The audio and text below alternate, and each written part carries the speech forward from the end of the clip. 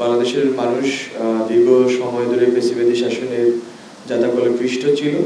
এখন আসলে একটি গণতান্ত্রিক নির্বাচন প্রক্রিয়ার ভিতর দিয়ে জনগণের সবার অংশগ্রহণের ভিত্তিতে একটি সুষ্ঠু নির্বাচনের বিষয়টি যেমন আছে, তেমনইভাবে এই নির্বাচন অনুষ্ঠানের আগে আসলে জনগণের সবার সমর্থন, গণ অভ্যুত্থানের মধ্য দিয়ে গঠিত সরকারের একটি গুরুত্বপূর্ণ দায়িত্ব আছে।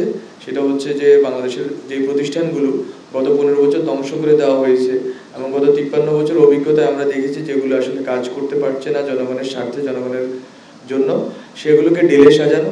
ফলত প্রাথমিকভাবে এই 6টি সংস্কার কমিশন গঠিত হয়েছে এবং এই 6টি সংস্কার কমিশন আসলে যেই প্রায়োরিটি বেসিসে কাজ করবে, প্রায়োরিটি যেসব আমাদের যে প্রতিষ্ঠানগুলো আছে, দুর্নীতি বলি, জনপ্রশাসন বলি, পুলিশ বলি, বিচার বিভাগ বলি এবং সংবিধান, বিশেষ করে নির্বাচন।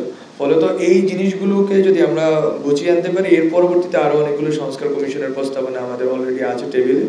তো এই সংস্কার কমিশনগুলো আগামী 3 মাসের ভিতরে স্যার যেভাবে বললেন প্রস্তাবনা সংগ্রহ এবং কনসালটেশন ডায়ালগের ভিতর দিয়ে একটা প্রস্তাবনা উপস্থাপন করবেন গভর্নমেন্টের কাছে। সেটার ভিত্তিতে পরবর্তী পদক্ষেপ নেওয়া হবে।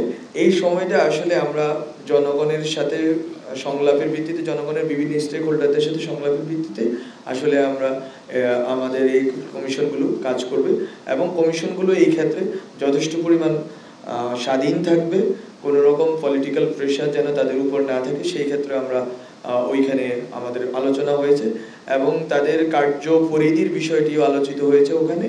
ফলত আপনারা এটা খুব শীঘ্রই জানতে পারবেন যে কোন কোন ক্ষেত্রগুলোতে ওনারা কাজ করবেন এবং কারা কারা এই কমিটিগুলোর সদস্য হিসেবে আসবেন। ধন্যবাদ।